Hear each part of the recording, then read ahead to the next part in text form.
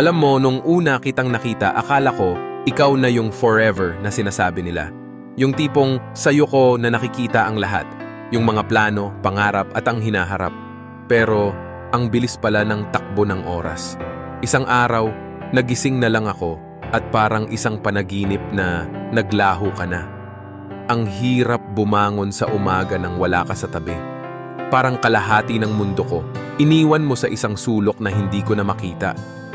Ang dating malakas kong tawanan, napalitan ng pilit ng ngiti.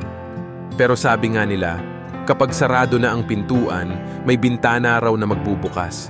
Kaya ngayon, natutunan kong tanggapin na minsan, ang mga taong mahal natin ay hindi para manatili, kundi para turuan tayo ng leksyon. Kaya sa'yo, salamat. Hindi man kita makakalimutan, pero natutunan kong mahalin ang sarili ko ng higit pa kaysa sa pagmamahal na binigay ko sa'yo.